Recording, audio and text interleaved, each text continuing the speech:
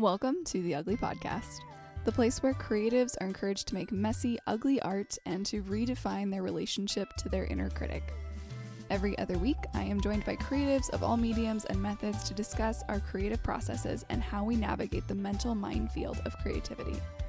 This podcast serves as a reminder that you and your art get to be whatever the hell you want to be, ugly and all.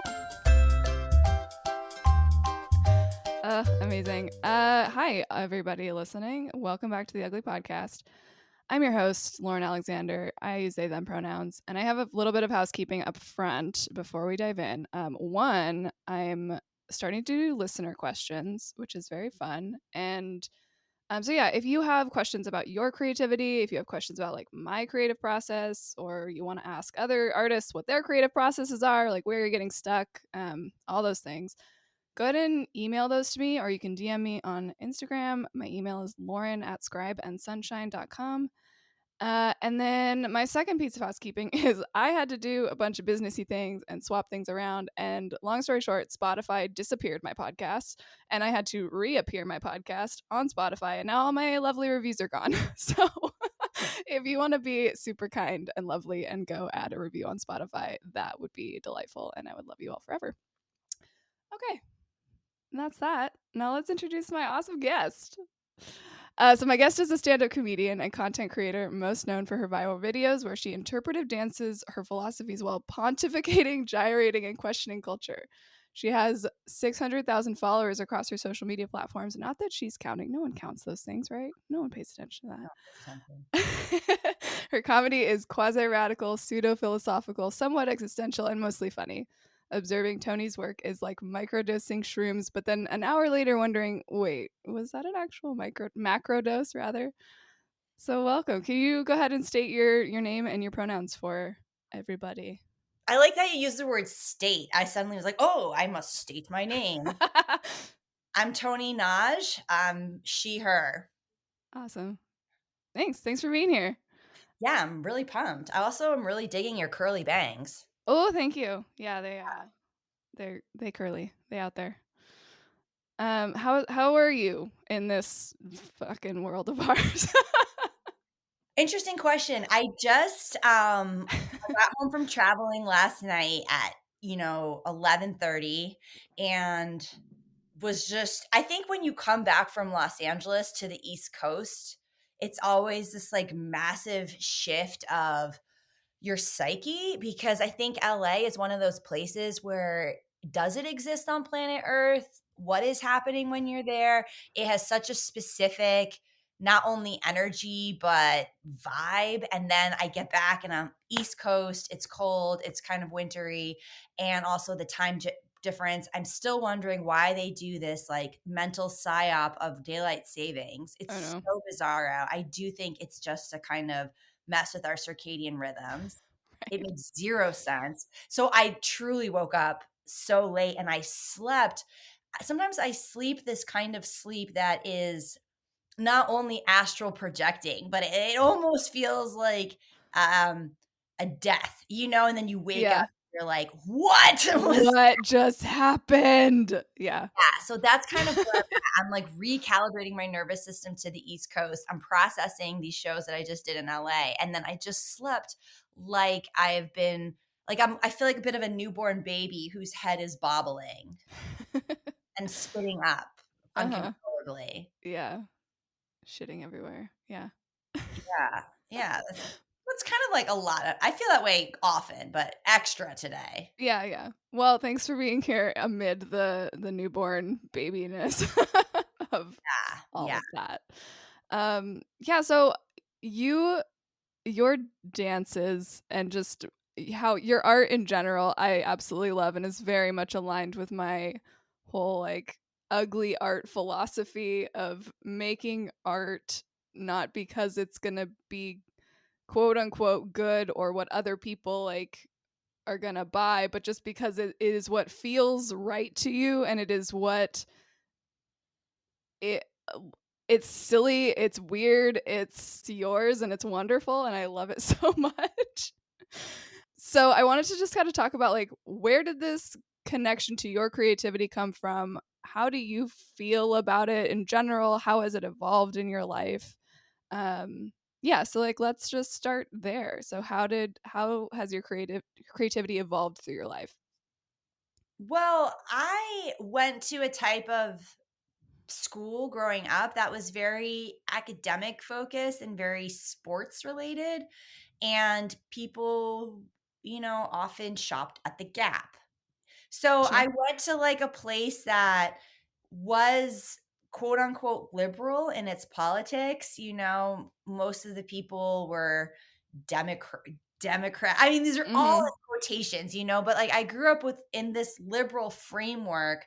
However, everything was also very socially conservative in its own way. There was this like status quo that existed. Like no one was like, let's talk about revolution or let's Mhm. talk about expansive art. But again, this is a lot of these conversations just like culturally weren't even happening in the 90s in a certain sense. Like people weren't speaking about white privilege as much. They were Mhm. kind of speaking about race in a certain sense, but as if like, oh, the South are racist and up here in the North, like we Uh-huh. solve that problem and We've evolved, yeah. we've evolved. So there was a lot of, I think, self-righteousness also that I was Mhm. witnessing.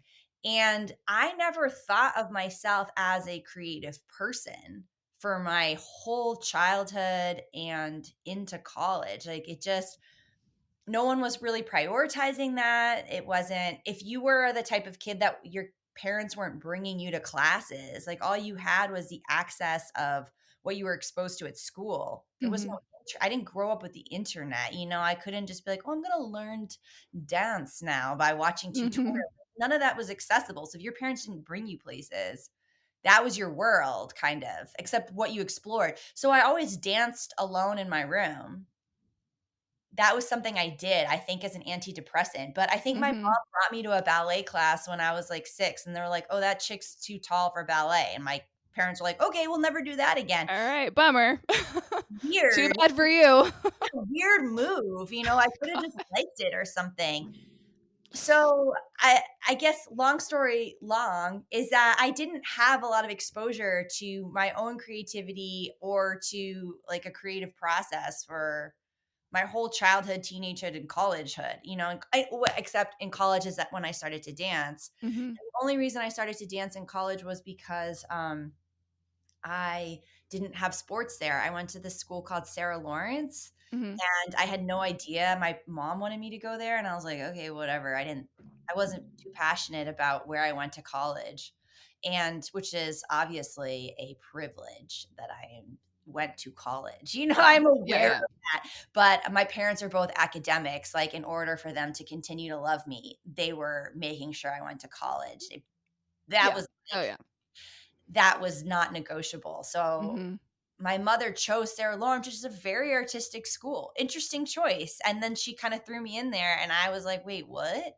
And I was surrounded by all these artistic people. And that's when I started taking dance because I needed to move my body and there weren't any sports for me to do. And I was truly the worst person the entire time. Like I was the worst. In every class I took, I was the worst because most of these it was mostly girls, but there were some boys as well, but like most of these people had taken dance their whole lives. Mhm. And then I was there being the worst and confused constantly. I know Mhm. I was always confused. And so I think that was a very interesting boot camp, was to be not a child, to be a, like, when you kind of like become a teenager, it's like AI becomes sentient and you're like, Right. Yeah. Yeah. self-aware, and like this is humiliating in a certain sense. Like I wasn't unaware that this was embarrassing. I was very, Mhm. yet I just kept doing it.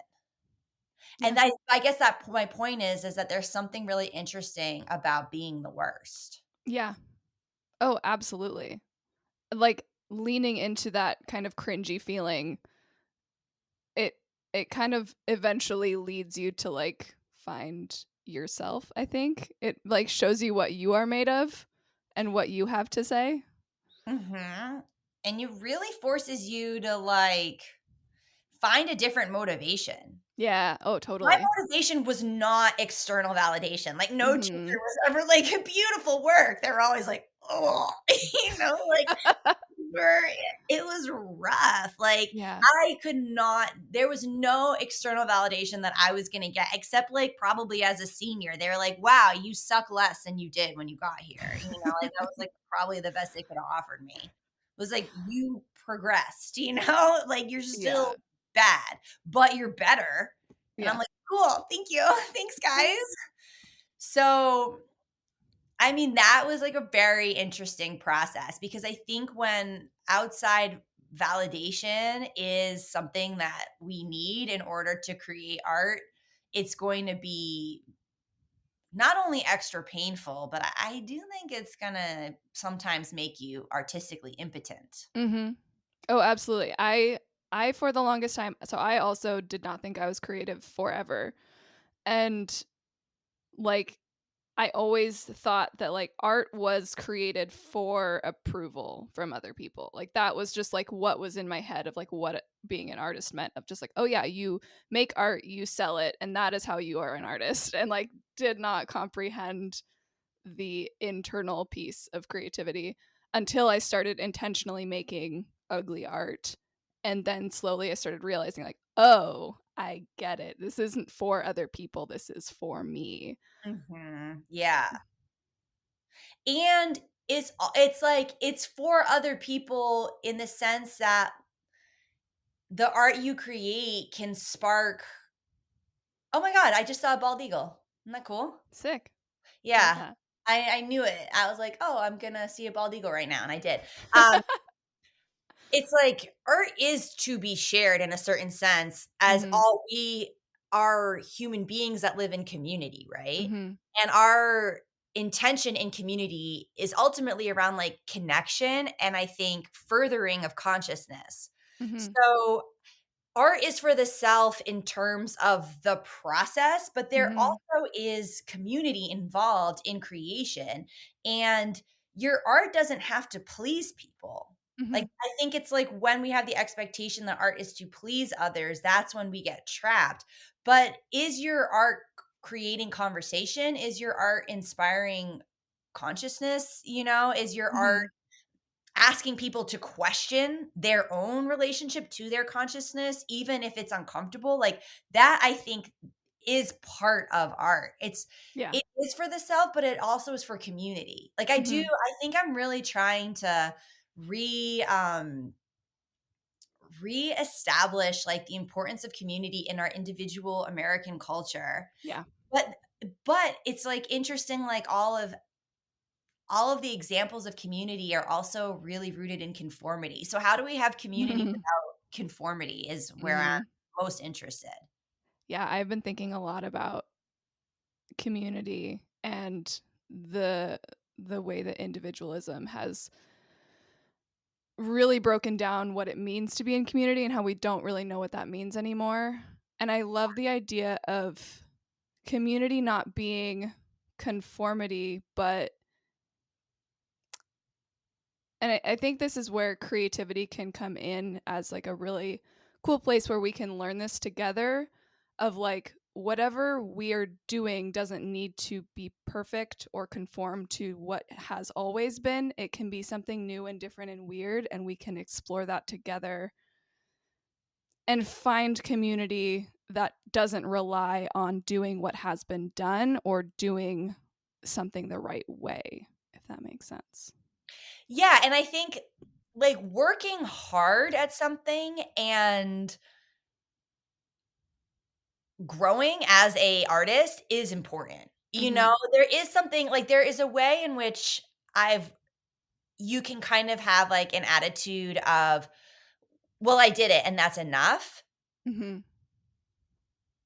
Sort of. Doing it is enough, and, it's kinda like a Mhm.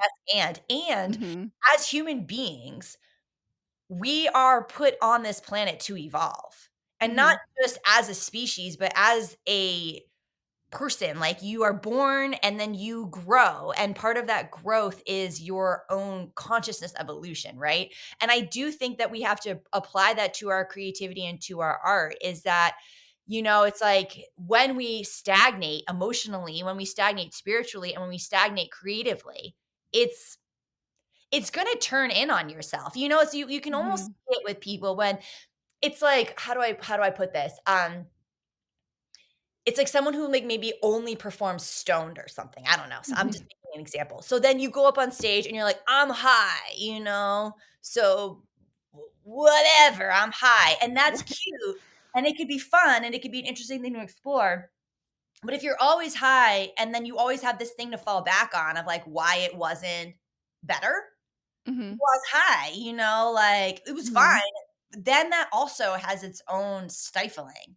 You know, Mhm. it's like I think we have to have personal expectation of growth, and that is Mhm. something that's really important, and but that is different than societal or, like, parental expectation of growth. Yeah.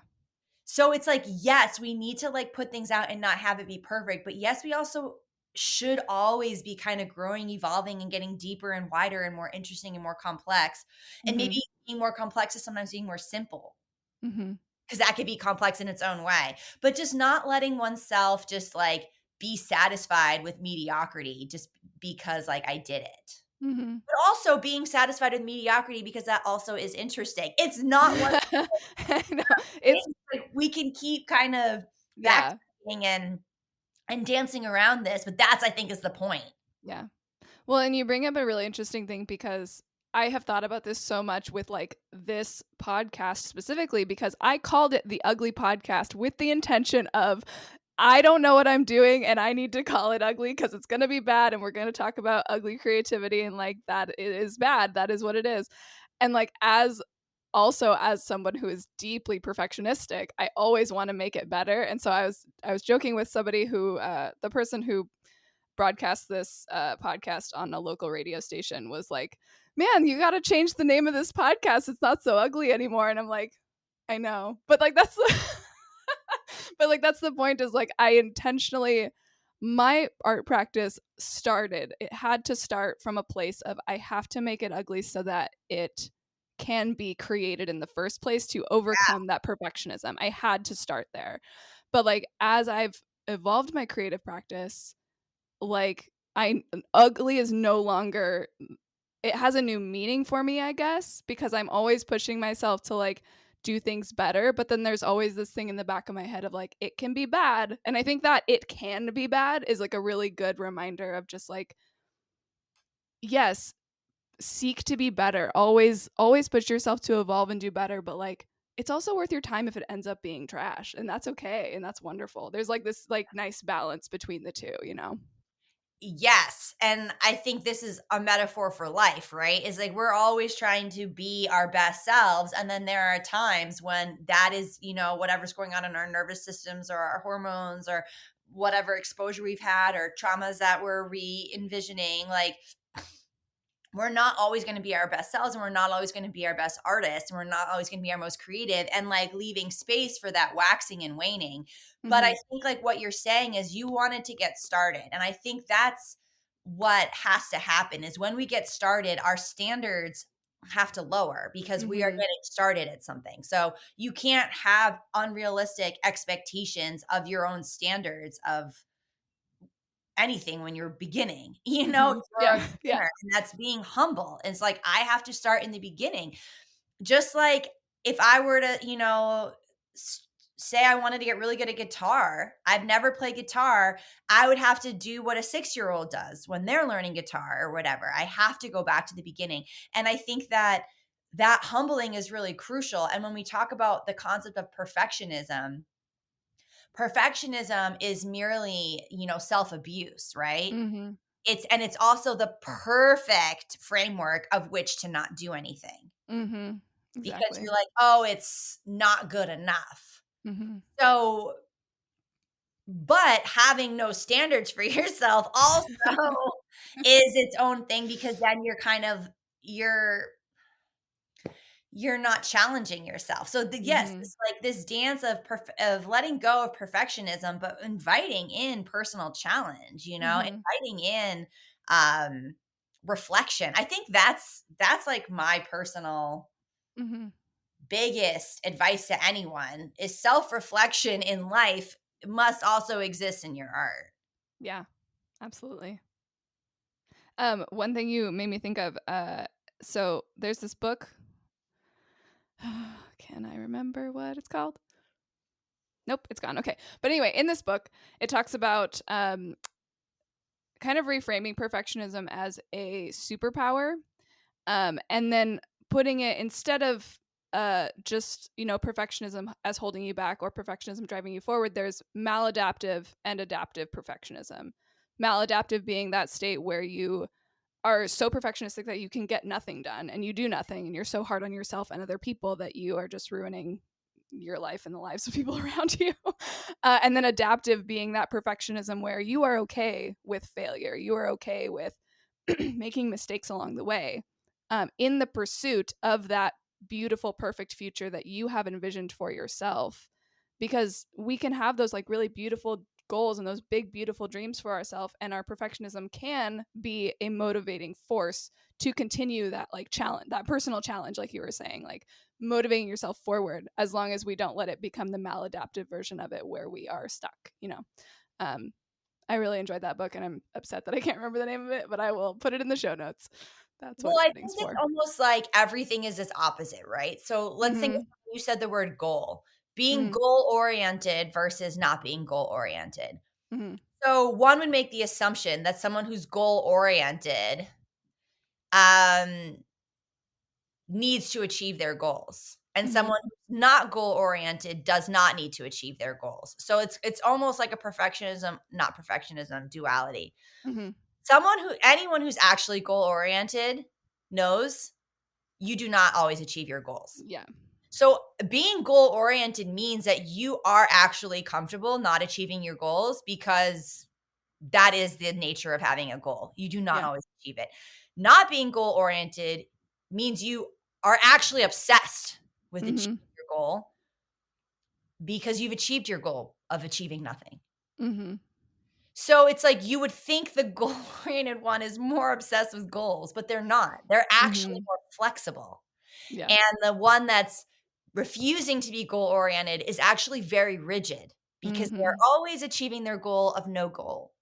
And it's almost like we So can true. look at any kind of these extreme ways of being are actually also their opposite. Mhm. Yeah. Like someone who's like a real perfectionist in a certain sense also knows nothing is ever perfect. Mhm. Like they're Yeah, yeah. actually more comfortable with the lack of perfection in a certain sense, because they Mm. have really thought about it more. I am not a perfectionist, and so maybe there is a part of me that truly is. Do you get what I'm saying? Like, I Yeah, yeah. think that is where we can laugh at ourselves. Mhm. And what you were kind of mentioning as this concept of a superpower, right? Mhm. And so, there's a lot of ways, I think, in our 20s and our 30s, like these phases of life where we fight against our own nature, Mhm. and we have these ideas as if I have to change. That's what people are always saying. I got to change this about myself. I got to change this. Oh, New Year's resolutions. I'm going to change, change, change. I would argue no one has to change anything. We are all perfect the way we are, because we all share like massive emotional complexity, right? But Mhm. what we can work on is the volume level of which these different things are turned up in our lives, right? So anxiety, as an example, like anxiety is a important emotion to drive people to action. Cuz I'm like, "Oh, I have this show coming up. I'm feeling anxious about it. I Mhm. really have to promote my show." And that anxiety of my show and the anxiousness created the action for me to promote the show. Mhm. But sometimes if the anxiety is so overwhelming, and then I'm like, "Oh, no, I can't do anything. I have so much anxiety about the show," Right. and then I don't do anything, and then that's a problem, right? Yeah. So the anxiety isn't the problem, the volume is the problem. Yeah, I really like that imagery. And, like, even with something like depression, like, I have had lots of experience with depression in my life, right? And a lot of those times are very important. They were Mhm. very important to just kind of like really just like sit and be that vibe, Mhm. like it's work was happening, but the volume at certain times was turned up too high, and Yeah. I've really kind of been working on like, oh, like this like depressive state is actually this time when I have unresolved emotions and they have been depressed, right? And so I have to just Mhm. like spend the space. I have to be bored. I have to be unstimulated. I have to literally carve out time in order to process emotions I've been avoiding processing. Mhm.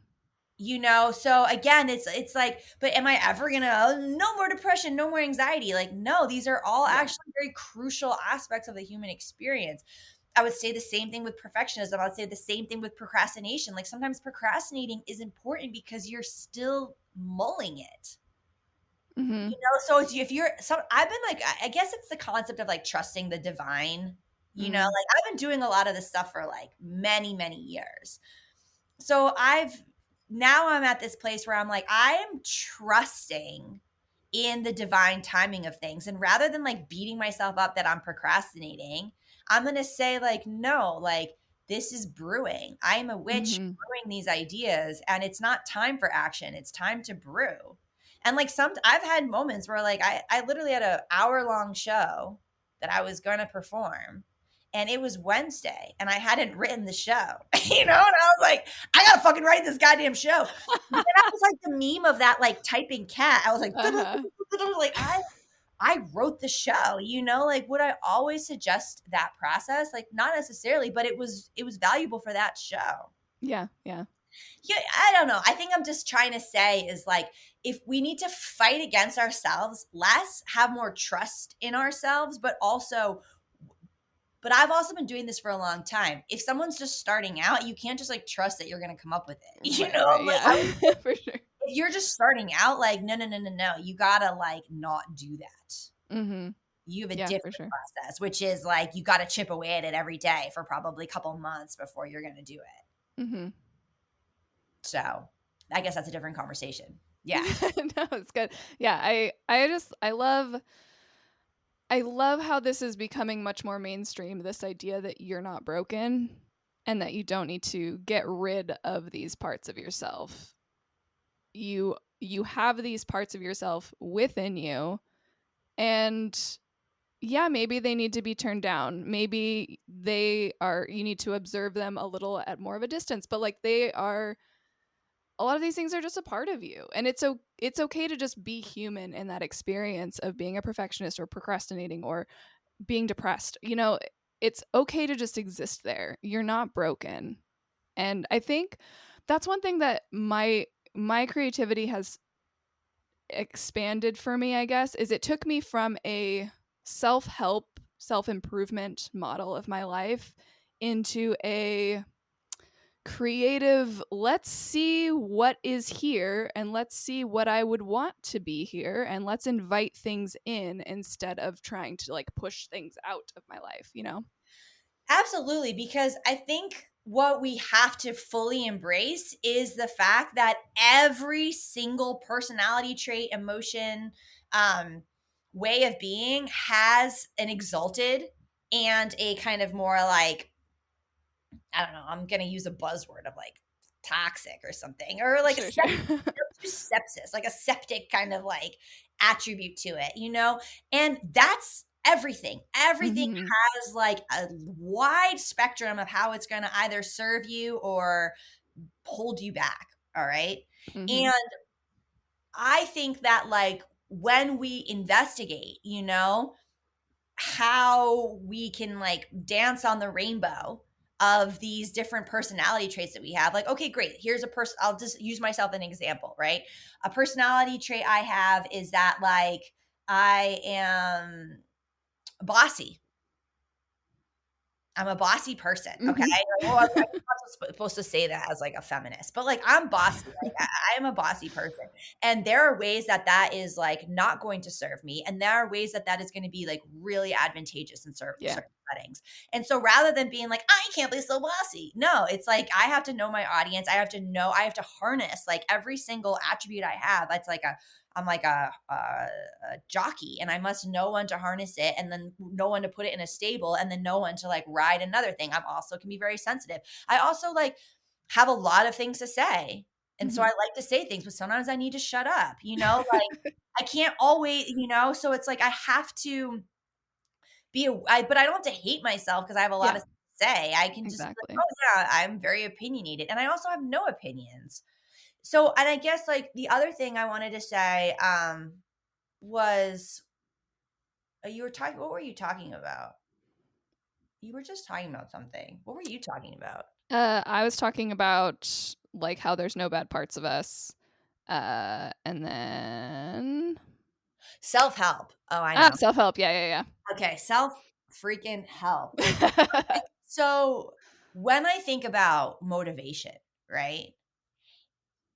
Your motivation has to have deep meaning or else you're not going to want to do it. Like Mhm, there are a lot of people that I meet and I'm not like trying to be rude, but they want something. Like they want to be a writer or they mhm, want to be an actor, but they mhm. don't actually want it. And so wanting to want something is its own torture. Yeah, And I really do suggest that anyone that's like, I really want this, but I just can't seem to do it. Like, you need to ask yourself first, do I? Or do I yeah, want to want it? Because when you really want something, it's different than wanting to want it. So that is like one thing that I'm just throwing out there. The other thing that I want to throw out there is that it's like a creative process or a creative energy. It's got to come from something very deep inside of you. And I personally believe that that is meaning.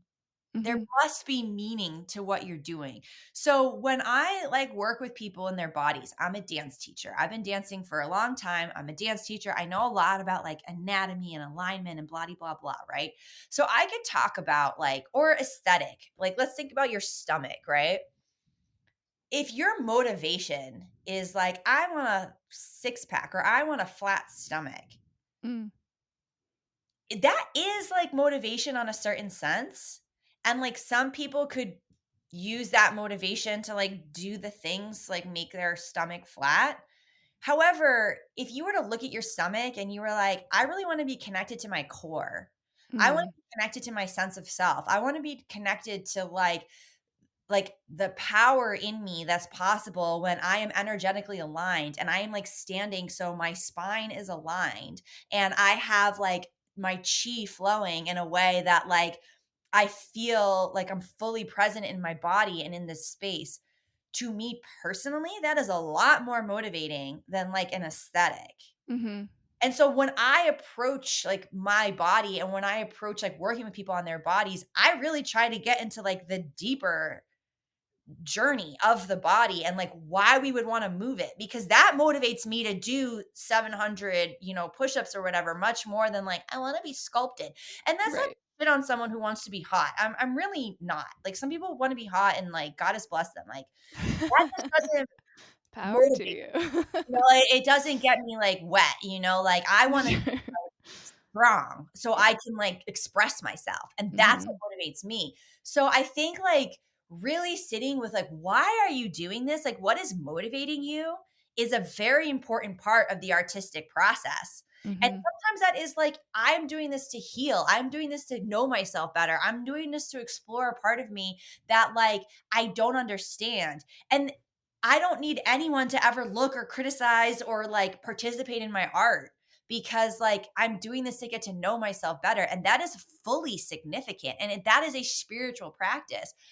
And I think ultimately creativity is spirituality and it's about finding meaning in life and it's about exploring meaning in life and it's also about taking your pain and your joy and your emotional self and like creating meaning from it. Like when anything happens to me in my life that sucks, I'm like, "Oh, that sucks. Tear, tear, tear." But also like, "Ooh, what can I do with this? mhm, How can I make art from this?"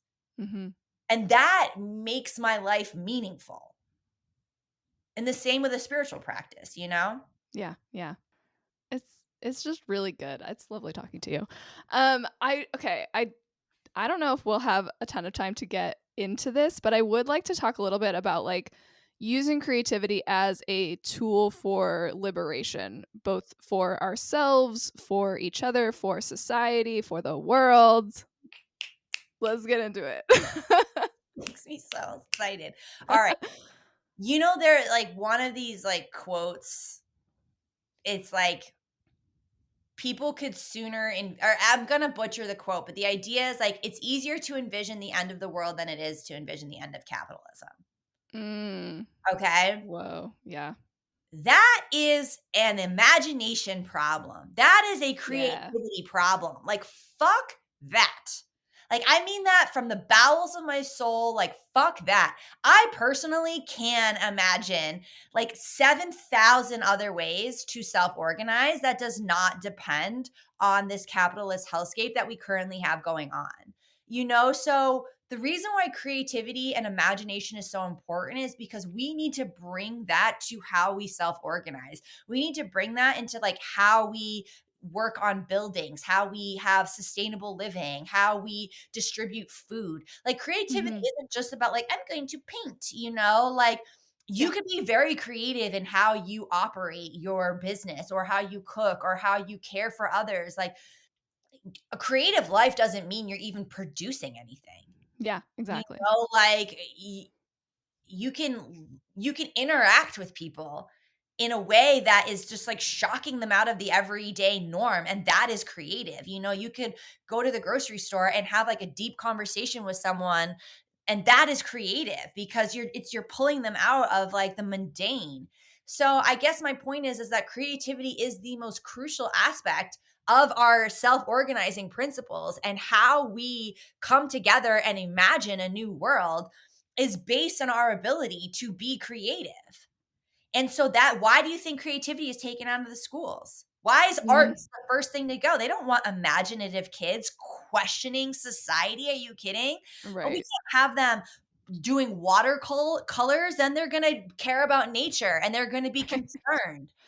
It's like there is a war against art, there's a war against creativity, and there's ultimately a war against beauty. Hmm. Because when we really notice beauty, it is not in like someone's tits or their plastic surgery face. It's in a fucking blade of grass. Like Hmm. beauty is everywhere. Beauty is in wrinkles. Beauty is in the soul of a person's eyes. Hmm. Beauty is, I mean, so there is a war against Deep art, breath, Tony. against beauty, because that is how we are controlled. That Yeah. is how we are basically put into this place where we will say, "Oh yeah, I'm going to spend my life in an office rather than at a waterfall." Hmm. Yeah. And our survival is so connected to that, like because we are integrated into this our I guess I should say our presumed survival, or how we connect our survival is, oh, I have to conform to this, I have to go to this 9 to 5 job, I have to live this one kind of life in order to survive within this capitalist society, and we forget to imagine what is beyond that, what is more important than that, who we are underneath that. It is so easy to kind of lose ourselves in the process of capitalism, and like art can help us rediscover that and find that again. Art will constantly question that. Yeah. Yeah. And Yeah. it's like even like I was just thinking about this last night, cuz I got stoned and we were talking about it, and it was like this concept of traveling, right? I think it was because the TV was on, and you know how like that there's like the TV was on but off, like we weren't watching TV, Yeah. but there Yeah. was like the photographs that like cycle through the television that Mm-hmm. Apple produces, right? And I'm looking at these photographs. I'm like, wow, I have no fucking clue where this place is. Like, I have no fucking clue where this place is. The only place I recognize, I was like, oh yeah, that's the Brooklyn Bridge. And Yeah. then I was thinking about this like concept of like traveling the world, right? And I'm like, wow, like there's so little of the world I can see. And then I was like, wait a minute, there's so little. I live in New Hampshire. Do you know how little of New Hampshire I've seen? Do you know how little of my woods in the back that I've actually truly investigated? It's almost interesting. It's like, it's like deep depth versus width, right? And it's Mhm. like I was like, "Oh, man, I should travel the world." I'm like, "Wait, should I or should I just travel my fucking backyard?" Yes, I You know, have thought of I this. could Yeah. literally just get to know every inch of my woods, and that would take a lifetime. And it Mhm. would be constantly changing too, because we have seasons here. And then, like, oh, this tree fell down and there was a storm and blah, blah, blah. And it's almost like there is like this like psyop around globalism where it's like, oh, we got to know the world. It's like, do you even know yourself? Do Mm. you even know the person you live with? Do you even know your child? Like, maybe we actually should go nowhere and do nothing, you know? Like, I think that's what the monks are doing when they're like, no, I'm just going to be in this fucking cave, you know? I Mhm. don't, there's a lot going on in this cave. There's a lot. If you even sat in one place in a yard for like the next 30 years, the different things that would pass by you completely fucking still would be profound. Mhm. And yet everyone's like, I got a jet fuel or a Taylor Swift, you know, she's like, I had a jet fuel around the world, you know, and it's like, maybe we don't need to drive or fly anywhere. Mhm. I don't know. I don't know what that's Well, it's all distraction. Like all that in. it's telling like that idea that we need to go see the world and go away to find peace and find excitement and exploration and adventure, that we have to leave in order to do that. It's a distraction, because then we're not paying attention to where we are, which is a fucking capitalist hellscape. Yeah, completely. Completely. Future Lauren here. I had to jump in here and say no shade to my fellow travel lovers. I am someone who loves traveling and has traveled a lot. And this has been on my mind as a way to be present in my life as it is here and now, instead of romanticizing only what is far away and inaccessible. So if you feel a little called out here, just know that I'm calling myself out too. And this is something that I am working on as well. Okay, back to past Lauren and Toni. Like, Yeah. yeah. So, I mean, I think there is something to be said about like complete fucking stillness Mm-hmm. as well, you know? And like really exploring where you are, really exploring your community. I mean, there's so Mm-hmm. many people who I do not know, and I live in the woods, you know, and all these people I don't fucking know. And I'm like, I don't care to fucking know you. Who the hell are you? But I'm like, wait, why am I like that? Like, maybe they're interesting. Maybe they're boring AF, you know. But it is interesting how little I know about where I am, if I'm being Mm-hmm. truthful, you know. Mm-hmm. And oh, I was also thinking about this. It's like sacredness, right? Having sacred relationships to land, which I do think is part of Mm-hmm. creativity. I do think it's part. So there's a mountain that like is right out, you know, like a mile for 2 miles from me. I've hiked that mountain. I have a relationship with that mountain. I hike that mountain every year. I've hiked that mountain on mushrooms. I've hiked it barefoot. I've hiked it on every season, you know, like I have a lake right there. I swim in that lake at night. I swim in it in the morning. Like I have deep relationships with a mountain and a lake, much deeper than if I were to go to the Himalayas, which obviously is a very spiritual place, but, like, I would never have the same connection Yeah. that I do to this land that I'm here at, you know? And I think that that's also, like, part of the psyop is, like is thinking that, like, being connected to the land where you are isn't significant. It is so Mm-hmm. significant. You know, Yeah. that is your spiritual practice. And, like, if you live in an urban environment, like, maybe that is just, like, the tree popping from your street or the grass coming up from the sidewalk. But you could have a holy relationship with that grass, you know? Mm-hmm. And that is part of your art as well. Yeah. I think that's also part of uh, unlearning and shedding kind of the inner colonization and just like the effects of colonization, I guess, on ourselves, because we don't have that connection to the land. Like, I remember I was talking to somebody about like, this dread about like climate change, and the comfort that I have comes from kind of this nihilist perspective of like, well, I mean, if all the humans die, at least the earth will keep going and the things will keep budding, and like the earth will heal itself. And they were like, that's actually kind of a problematic way of viewing the world and our connection to it. Like, there are like indigenous tribes do not think like that. They think of, no, we are connected to this land, we want to steward this land, we do not want the land to go on without us, we are part of the land. Like, there is this disconnection, I think, that we have learned of just like, yeah, I am separate from the worlds, and that kind of allows these systems to perpetuate. And so Exactly.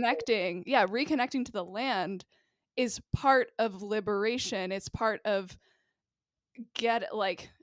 shedding that colonization, shedding that capitalist mindset that we are separate. We are not. We are all one with the earth. Also, we are children of the earth, Mm-hmm. Like why would the earth want us gone? Like Right. I made Right. you. Like what the fuck? Like I don't what are you doing? Like I made you. Like be with me. Like I don't like yeah, Yeah. there is this kind of like it's so funny you say this because I was talking about this with my cousin the other day because I have an aunt who's just like, fuck all the humans, like they all should die, like I don't give a fuck. And it's like, I'm like, oh, well, that's a perfect excuse to never give a shit either. Yeah, it is. And like, it's almost like I have a kid, right? And if my kid were like, well, fuck you, you don't care about me, I'm out of here. I'd be like, I care about you. What are you talking about? Like, I Yeah. love you. Like, it would kill me if you died. I would be, Mm-hmm. we don't know that the earth wouldn't mourn our death to a degree where it just shriveled up. And I would shrivel up and die if my Mm-hmm. daughter died at this point, especially by just like, like committing collective suicide, which is like what Mm-hmm. it seems like we're doing, Like I would be so sad. Like we don't know the earth won't mourn us. Mm-hmm. We have no idea how the earth we have no idea how the earth would feel. She might be sad as fuck. Mm-hmm. And I also do have to say, I think it's kind of like this is just another point, but I always think about like how like is calling the earth Mother Earth an excuse to abuse her? Mm. Like, would we act the same Woof. with Father Earth, right? Mm. In this patriarchal society, maybe Right, right. not like when we were like, goddess worshiping and stuff. But there is a way, it's like we disrespect the mother, we disrespect the earth, we take advantage. It's like this, like that fucking tree, that goddamn fucking tree story that we were all told. The The giving tree. that Yeah. fuck that story up. Like, fuck that story. I hate that story so much. Yeah. It's just the martyr mother. It's like the Mm-hmm. martyr fucking planet. And it's just like, no, mother is fierce. Mother is raw. Mother cares too. Like Mm-hmm. she's like breastfeeding us with her oil constantly. Mm-hmm. And we're like, "Mwah, mwah, mwah," and then I don't know. You get it. Anyway, like, that's a creative thought.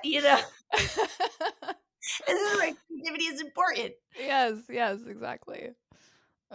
Yeah. I love it. I think there is so much opportunity for us to embrace creativity and unlearn so much of this. And I think I have more hope now because I've seen this transformation in myself from growing up in a very high control religious conservative environment and then eventually crawling my way out of that. And I mean, even years after, finally finding a connection to myself, a connection to the earth, and the only way that I found that was through through a creativity practice. That is how I found out I was queer. That is how I found out what my goals in life are. How I found this purpose for myself, and I think there's just a lot of hope for creativity to help liberate all of us personally so that we can liberate ourselves collectively. Hell yeah. And you had to have the imagination to picture yourself. Like you felt Mhm. like, there's something going on in me. And I am opening up the channels of imagination Yeah. to recognize that like, oh, um I am not the socialized, person that my parents were constructing. I Mhm. am not their, clay. I Mhm. am I am having the imagination to remold myself into a different configuration. Yeah. And that configuration is unique to Mhm. me at this moment, like and it's different than the way I was molded. Mhm. Exactly. Yeah. Yeah. Oh, okay, we're quickly running out of time. So really quick. uh what I swear I could talk to you for another hour. So one of the listener questions I had is from my good friend Fox Welsh, and they ask, "What are some tactics you use when showing up to make anything feels overwhelming?" Okay, I think I'm gonna make a parallel to meditation, right? So I have a meditation practice that I've had, for decades. And or for 15 years or something. Yeah, 15 years. I meditate every morning and I meditate every night. And I do that. I don't always do it for the same amount of time. Like in a perfect world, it's X amount of time, but like sometimes I only have Y amount of time. But Mhm. I show up and I do it every morning and I do it every night, right? And sometimes I'm sitting there and I'm just like thinking or spinning out or blah, blah, blah. And sometimes I'm in a more like meditative space. And sometimes I'm like, wow, I'm transcending space and time. I have no idea what's going to happen. I can't predict what's going to happen. I don't have an expectation of what's going to happen, but I show up. I show Mhm. up to the practice. So I'm a Capricorn. That is something that I can do. I can have a regimented schedule. And for me, a regimented schedule means that I'm putting in the space to show up, Mhm. right? Not everyone loves schedules, not everyone loves regiments, whatever, whatever, but you carve out time to show up. And maybe sometimes that is you kind of just sitting there, Yeah. but you don't have your phone, you don't have your thing. You just say, I'm giving myself this hour to do this. And like maybe it's just an hour and you just literally sit there for an hour. I don't know. But like probably, and maybe you do it and you like create something that's kind of like, "Ugh," but you showed up. You showed up Mhm. to it. Like not every time you show, especially when you're getting into something. It's like I've done my 10,000 hours. And so, like, I'm kind of playing in different waters now. Mhm. Yeah. But when you're still gathering your 10,000 hours, some of those 10,000 hours are going to be fucking garbage, but you still show up to be part of the 10,000-hour journey of Mhm. your artistic process. So I think that's really it is Mhm. showing up and not having an expectation of what's going to come out and being comfortable with fucking boredom. These goddamn phones. Yeah. These goddamn fucking phones. The second we get Mhm. bored of the line in the bank, this you get to a stoplight, you're like at Mhm. the airport, fucking look at people. Be awkward. Look at people. Just look at people in line. Just Yeah. you have got to force yourself to be bored. You've Mhm. got to force you. Go for a walk with nothing for Mhm. an hour. Yeah. Boredom is such a powerful tool. I love it. You have to at this time of life, you have to carve it in. You literally have to force yourself to make time for your Yeah. boredom, make time to just be like, "Ugh," Yeah. and not like it. And then so when you sit down to do your creative whatever it is, you gotta have your phone in a different room. Mhm. For sure. Yeah. You gotta do it. And you even if, like, you gave yourself 2 hours and even if the whole 2 hours you do fucking nothing, you have to just do nothing. I'm sorry. Mhm. That's For real. Yeah. that's gonna really help you, I Yeah. think. Yeah. I think I would also ask like what is the overwhelm from? Because sometimes other things do need your attention at any given point in time. Like, is the act of creating overwhelming, or is what's going on in the world overwhelming? I guess what is the overwhelm, one, and then two, like you can use the overwhelm. Like, I think overwhelm is a really powerful tool in creativity.